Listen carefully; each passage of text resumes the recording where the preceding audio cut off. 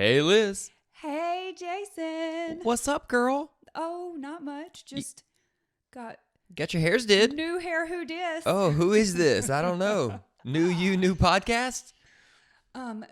Speaking of new podcast. Uh-huh. Oh, okay. So I just want to jump right in. Let's go. Let's jump right in. Let's go. But first, I want to talk to our listeners and those who are watching. Okay. I want to say two things. Okay. What you got? Well, they've already seen the title of the episode. What? So, Wait, I haven't. Yes, you have. What is the title? Haven't you? No. What's the title? Bringing back intimacy in your marriage with 10 simple, not easy, but simple habits. Oh. But right off the bat, I want to say a couple of things. Number one, this is for like the general public. It's not, I know that there are exceptions. I know that dynamics are different in marriages. Not every dynamic is going to be like ours. I know that there's hurt. There's so many things that go into a marriage. But I do believe that these 10 things can help anyone if they do them. Well, you know, as soon as a guy reads that title, they're going to go, is this a sex talk? Well, that's part of it. Oh, okay. Well, what's this rated? What's this podcast rated here? This podcast is rated PG. Okay. But I definitely wouldn't just listen to it with your kids in the car or let your kid have an AirPod in their ears to listen, you know. But we are gonna touch on physical intimacy, but that's going to be in part 2. Okay. Oh, yeah. I'm starting to sweat. I don't know what you're going to ask me on this one. I'm starting to sweat already. You should. Oh, boy. But the second thing I want to say, and y'all hear me on this. Us putting out this podcast does not mean that we believe we are marriage experts or that we have this thing figured out. Not even close. You know what I'm saying? However, I do want to give ourselves a little bit of credit because some would say that you and I, and give me your feedback on this. Some would say that you and I approach life with what some would call extreme intentionality. We try to be very intentional with almost every area of our lives. And I don't want somebody to shut this podcast episode off because they think that maybe I or we are trying to say that we're so awesome at marriage. Oh, girl, I've messed up a whole lot. I just think that we do have some things figured out. And I believe that it's important to have intimacy in marriage because I believe that the marriage isn't thriving if there isn't intimacy. And y'all, hear me very clearly. I'm not just talking about physical intimacy.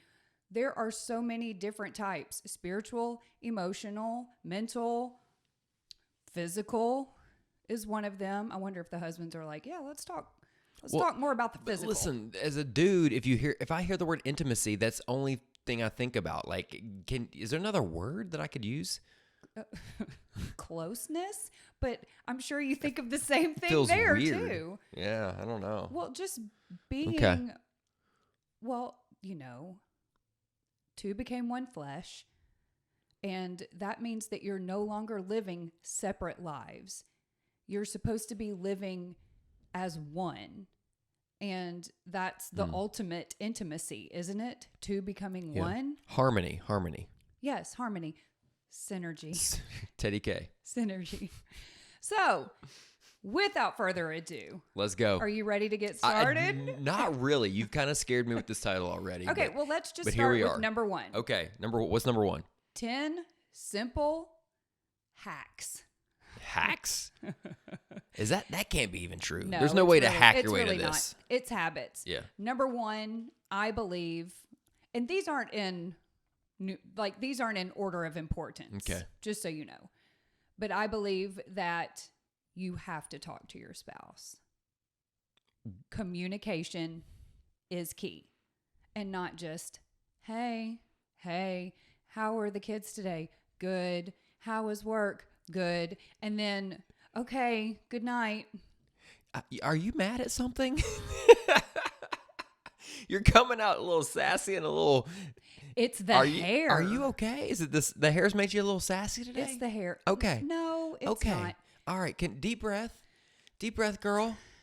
All right. I think You're passionate about this topic. I am passionate Okay. about it, and I feel like unfortunately, we might lose some of our female followers oh. because I'm not going to come at the wives, but I'm speaking passionately to them Out of love. out of love. Your man, your husband, is not your girlfriend. Don't talk to him like he's your girlfriend, unless that's what y'all do and he's okay with it. I mean, you make me watch Love is Blind and you want to hear all the tea Oh. about, like, you make me gab about, like, come on, girl. Hold up. Do you really want to go there? Come on, girl. All right, so back to your point. Y'all, he actually, remember- actually enjoys the show a lot more than he's I letting love the drama. Fast The forward through all the drama. other stuff.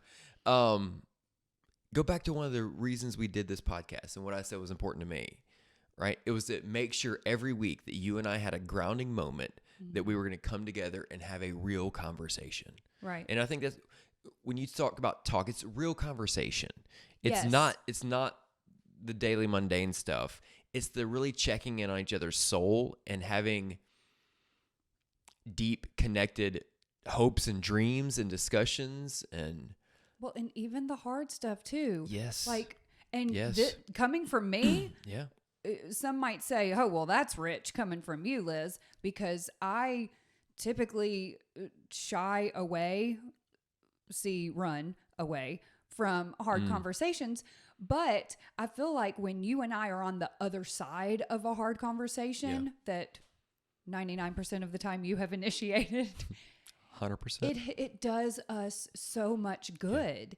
And I think it's important to have those deep conversations to really, because how are you going to really get to know your spouse if you're not talking to them daily? Well, yes, but if you're in a season where you haven't been, I think that's the hard part is the getting back, right? Oh, if you've yeah. drifted so far and you're trying to get back, like talk about that. Because I know as a man, when we've been in seasons where we're just not communicating well and I need to come and have a hard conversation with you, I don't know how to do it well because I'm like afraid you're going to feel a certain way or you're going to run away. It's going to shut you down. It's going to make things worse in our relationship. Like, what do we do? You pray about it. I know that you often get tired of me saying that. I don't but get tired of you saying that. It's always there. It's something that I've said on this podcast so many times. Before I go into any kind of hard conversation, really before I go into any conversation with anybody, whether it's hard or uncomfortable or awkward, I try to always pray, Lord, do not let me speak on my own. Please speak through me. Say the words that I need to say. Give me the words that I need to say. Yeah. Don't let me speak on my own. And also, Lord, give me discernment. If I am supposed to back off from this situation because it's escalating, then don't let me get so fired up and so blinded that I stay in it. You know, like sometimes you got to retreat. But you say that you don't ever shy away. I don't feel like, or maybe you did and I just didn't know it. Oh, I definitely delay a lot of times. Yeah, and I think delay is okay. But it goes back to our tension is usually, I'm afraid you're being too sensitive or going to be too sensitive, and you're afraid what I'm going to say is I'm going to say Offensive. it in a stupid way, right? Harsh and offensive Well, way. and I think both are true. Right. You know, you can work on your delivery more, but I can also work on not being so sensitive. I think it comes from a place of insecurity. The being so sensitive comes from I'm typically not in a very secure place when the hard conversation is sort of about me and like where I am in life or something that I'm not doing or should be doing. You know what I'm saying? Yeah. Like, I do think it's less about, I think you're actually pretty good at your delivery most of the time. Most of the time. I think a lot of times it is just me being sensitive and taking it way too personally. But at the end of the day, and I've told you this before, at the end of the day, I know that you have my best interests at heart and that you're not broaching this conversation to attack me. Yeah. It's not because you want to say, Liz, look at what you're doing wrong. It's, Liz, this is a way that we can make things better. Would you agree? Well, I mean, that's definitely the intent. Again, I just know sometimes it doesn't come across that way. But flip it. So what if you need to approach me on something? How do you usually, after you prayed yourself up, what's the approach if we're trying to break ice in terms of dialogue and you need to approach me on something? I feel pretty comfortable and safe just coming to you. Like, hey, directness wins. This bothered me. And I think that that's something I'm getting better at as I'm aging as well. That made me sound so old, but y'all. Look at that new sassy hair. Let's rewind that. But you know what I'm saying. Maturing. I feel like the older you get, the less you care about pretense. Let's just get to the thing. Like, and you do like directness. Yeah, you have made that abundantly clear. So I do feel, I think, safety. If I'm talking to husbands and I'm saying, what's one thing you could do? It would be approachable.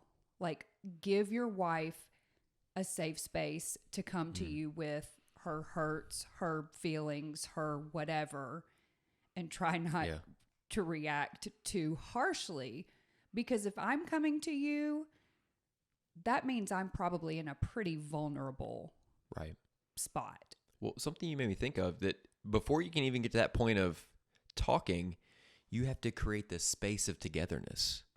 Well, yeah. Right? And you say, I think we've sucked out all the margin of our life, right? There's no white space. There's a lot of, you don't even have enough alone time as a couple. There's not date nights. There's not even, by the time you get to the end of your day, it's not like, let's just sit here on the couch and talk for 30 minutes.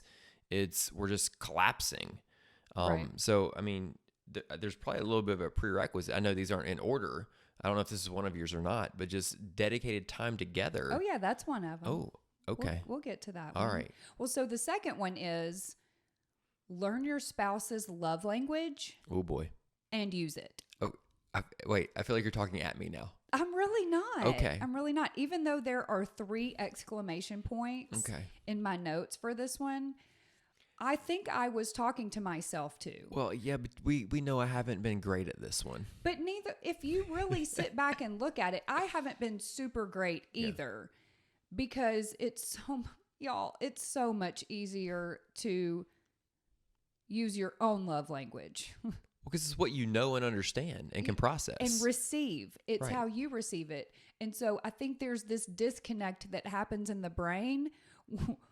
It confuses us that we're like, oh, wait, my spouse doesn't receive love the same way I do. That doesn't make sense. Yeah. So as a reminder, Liz's love language is words of affirmation. It is, but do you know what came in a close second when What's that? took What's that? physical touch? It was like at the bottom. Yeah. At the beginning of our marriage Yeah. when I took it, but now it has moved up to second place. But yes, words of affirmation is like a 37% situation. And I'm not fantastic at that because my brain is always words are meaningless. I want to see what you do. Right. So acts of service. Actions are where correct. it's at. So acts of service and quality time are high on my list. Yeah, which is, is so interesting. But I do think it's really important for us, you and I, to speak each other's That's right. language, because Gary Chapman is the guy who, and I'll put a link to the show notes. No.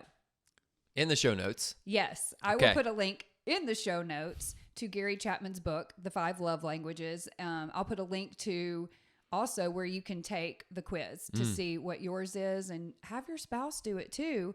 But he was telling a story about how he was doing all these things for his wife. They went to a therapist because they were having some issues. This was, I think, early on in their marriage. He was doing. I mean, he was basically like doing everything for her. All these acts of service. And he's like, oh, I'm showing her so much love. She's going to be so in love with me.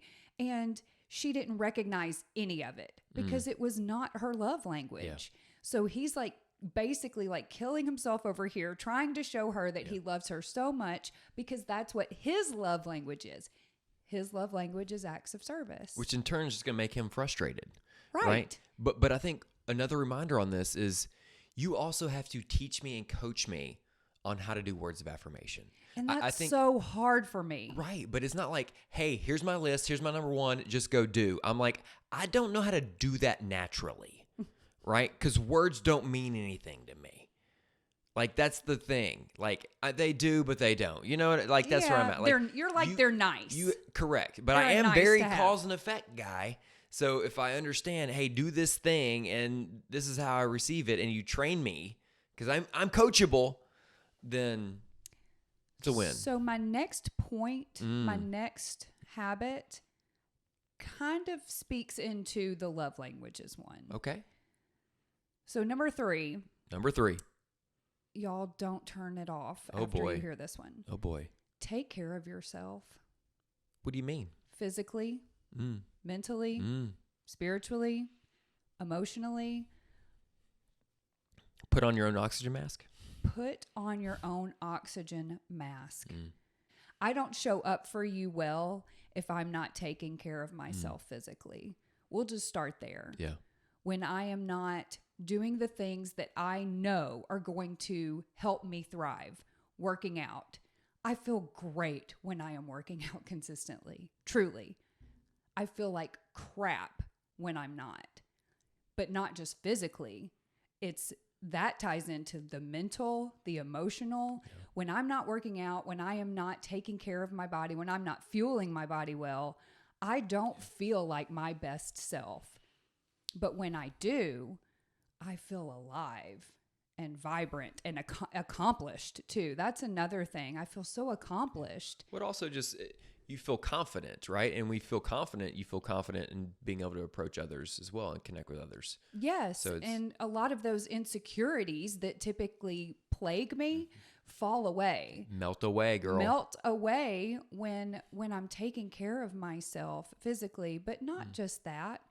You know, spiritually, putting aside those first minutes, hour of the day to get grounded in God's word and to pray for others, to pray for you, to just spend that time, to spend that time with God and to connect to Him, to feed me spiritually.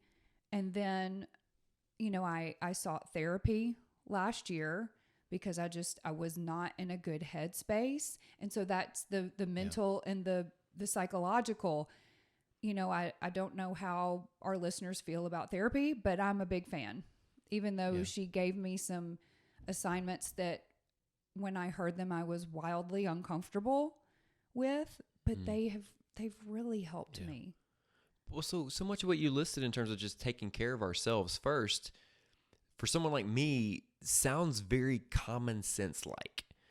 But on the front end, you were like, there's going to be some tension with this. Why'd you tee it up that way? Why is there tension with this when I process as, well, that seems very common sense like? Here's where the tension piece comes in. Okay. Because I said that this one informed the love languages thing.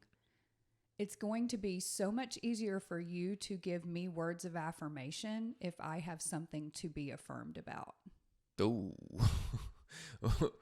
I'm just... Oh, okay. I am putting it out there.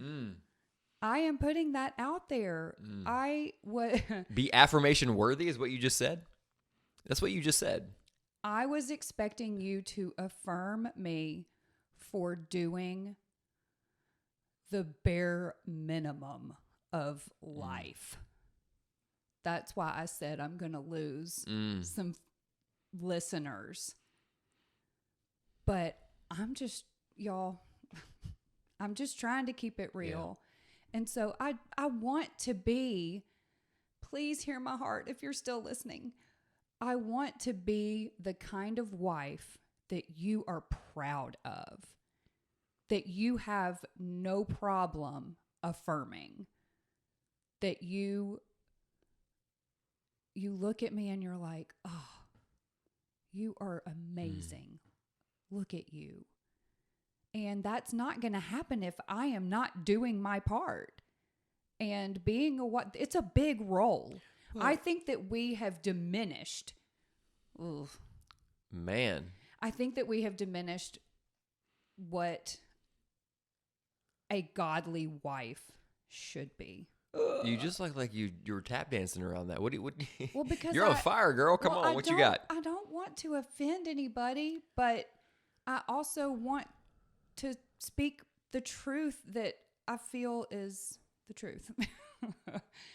You know, But at the same time, what I have to fight against as a man is putting unrealistic expectations on things too.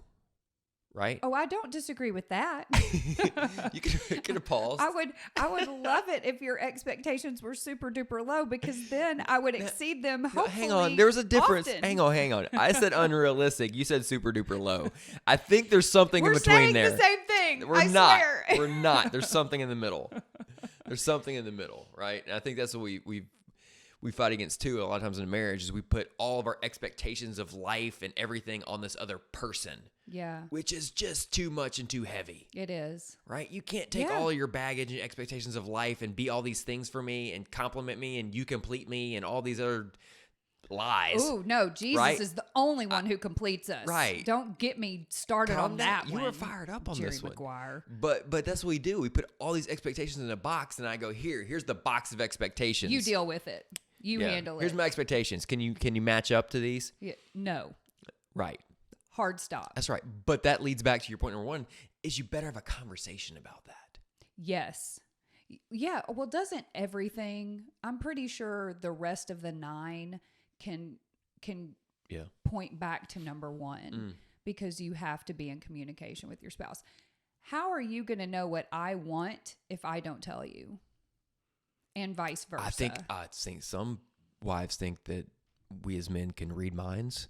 Or I used to think that. Or you think we're good at taking hints. Right. Okay. I used to give you hints all the time, and I learned. We are not good at subtle hints. We're not good at obvious hints. Yeah. We're barely good enough at point blank statements. So let's go with that. So what's number 4? Number 4 What's that? is, and you touched on this, Okay. date your spouse. Mm-hmm. And y'all, listen, I know, especially those out there, those of you who have 1 kid, 2 kids, 3 kids, multiple kids, I feel like it gets exponentially harder every time you add a kid. And I get it, because I don't even know that we are in a season where you and I prioritize date night per se. But I do feel like we have podcast dates. We have podcast dates, but you and I also Yeah. try to set aside intentional alone time at home, where we're talking, we're unpacking a sermon we listened to, we're unpacking, something. I feel like we're always unpacking something. I feel like that's my fault. Well, it's 100% your fault, but you pay me back by watching Love is Blind with me. Uh-huh. And I don't want to hear any judging from those who are listening. Don't come for us because we watch that garbage. But y'all, it's so entertaining. But anyway, prioritizing a date, even if it's an in-home date. Do you want to tell everybody what our daughter did for us the other day with her best friend? Well, we were doing the most amazing thing in the middle of the afternoon, which was taking a nap. Taking a nap, y'all. Get your minds out of the gutter. Like, facts. Now, I don't know the last time we took a nap. I can't tell you. I don't know. The last time I took a nap. I'd been sick all week, and we took a nap, and it was fantastic. Then all of a sudden, I wake up, and I see there's a piece of paper under the door. And I was still asleep, y'all. There's a note, and the note says, "Do not come out."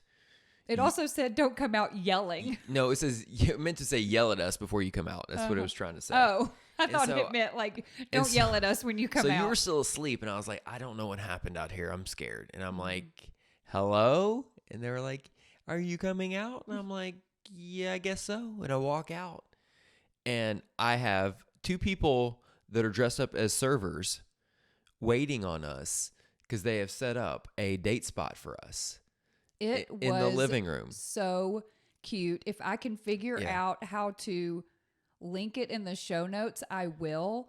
But they put a lot of thought and love into, like, they cut out everything that we had to eat other than our fruit was cut out in hearts.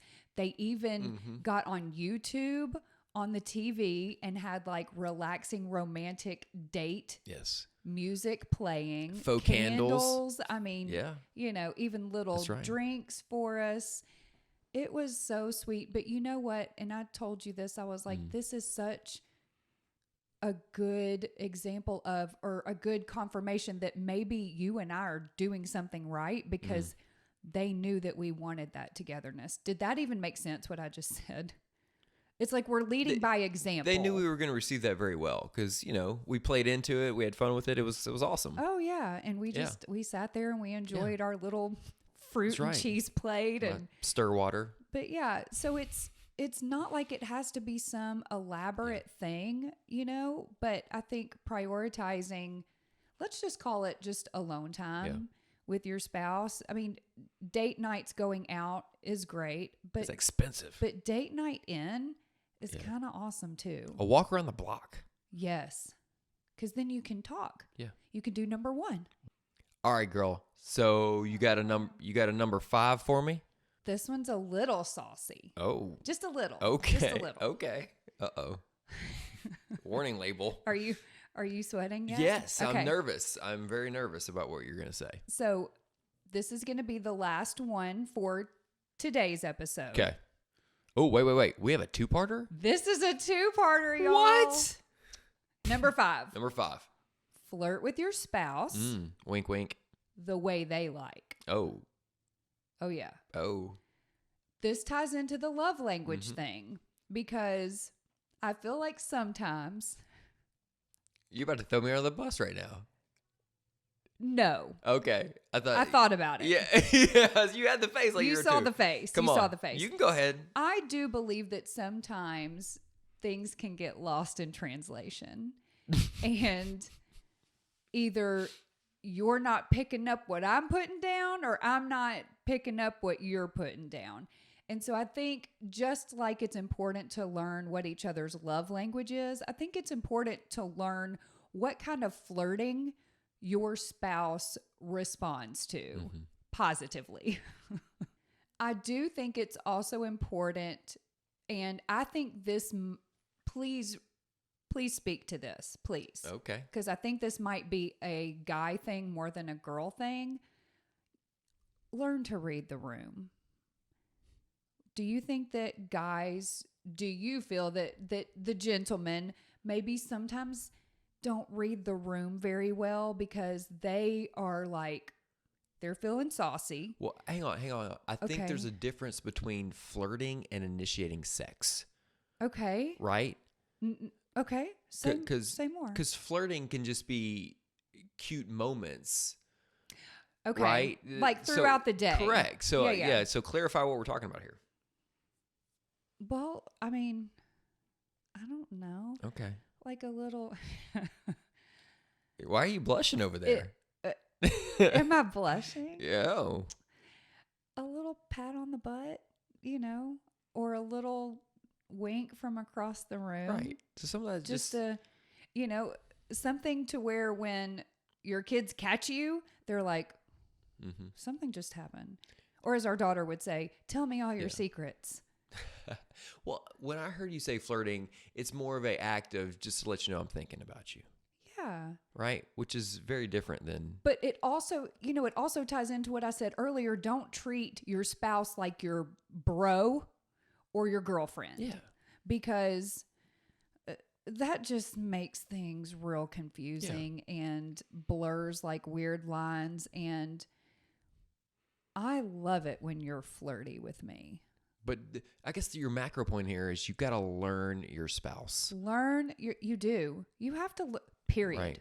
Hard stop. You have to learn your spouse in order to do any of these 10 things. So, and I didn't even like put that. Well, I think it's an That's not underlying even on the given, but this list. is how it comes out. Is if you learn your spouse, then you'll know what flirting looks like.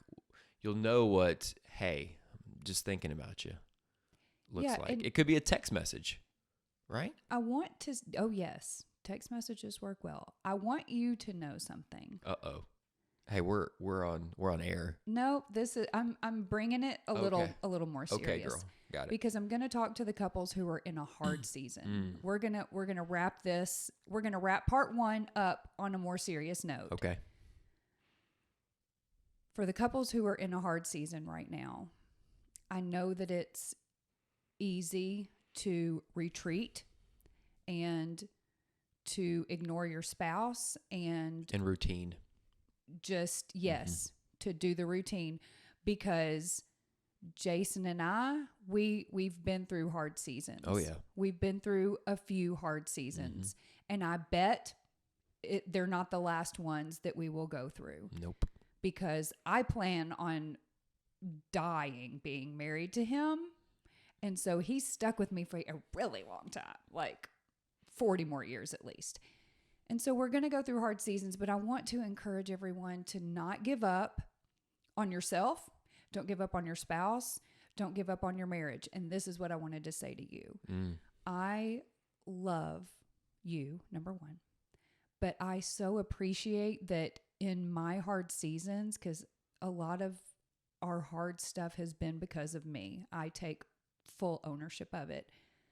But you never gave up on me. You did retreat, but out of self-preservation. Survival. Like, I do not begrudge you at all for how you handled any of what I threw at you. But I also feel like we have come out on the other side of it so strong. I feel like I have such a strong bond with you, and I don't know, I can't say whether or not it would have happened without the hard times, but I feel like without the hard times, it wouldn't have. Coming through on the other side of it, I feel like just made us even stronger. I think it's been true in just the whole arc of our relationship and marriage, right? Whether it's hard cancer journey, we were better coming out of it together, or just our hard marriage season. Once we got through that, better coming out of that. I think that's the reality of life. Is the hard seasons is what makes you and molds you. It shapes you. It shapes you, makes you stronger and grow, and it also makes you appreciate even more when things are good. Yeah. Right? It also scares me too, like when things are really good. Yeah, I literally said that to somebody today. It's like things are going really good and it scares me. It's like when is the other shoe gonna drop? I don't even like saying that out loud. What is that? What is that from, Jason? What is that voice? Oh, it's not from God. It's not from God. Mm-mm. Fear is not from God. I thought you asked me like what movie is that from? I was like, No. I don't know. Was that Love Is Blind? No. Love is Blind is not a sponsor of the Far More podcast. All right, girl. So can you recap the 5 for us real quick? Okay, so Come to on. recap, number 1, Yep. talk to your spouse. Okay. Communicate with them. Yep. Number 2, Love languages, huh? learn your person's love language and use it. Knowledge is not the power. Yes. Using the knowledge. And feel free to train your spouse on how to use it. Train me, girl. I'm trying. Train me, girl. One day at a time. Okay, number 3. Number 3 is take care of yourself. Period. Take care of yourself. Put your oxygen mask on first. Yes. And that might be one of the hardest ones. Yes. But I feel like it pays dividends forever and for everyone in your sphere. 100%. Number 4, date your spouse. Date them. Either in the house, outside of the house, whatever that looks like for you. Prioritize spending alone time with your spouse. And number 5, Wink, wink. wink, wink. I'm not good at doing a flirty wink, but that's okay. Flirt with your spouse. Learn your spouse. Learn how they receive flirts. Flirts? I don't know. Is it a noun? Flirtays. Flirtays? That sounds very French. But yeah, learn how your spouse receives love and wants to be flirted with, and just do it. Just do it. And so, part one. Part one. Y'all, I hope you're still here. Do you think they're still here? I'm still here. Oh, you're stuck I'm here with me. apparently for 40 more years, according to you. At least. Oof. At least 40 more years. Oof. Okay.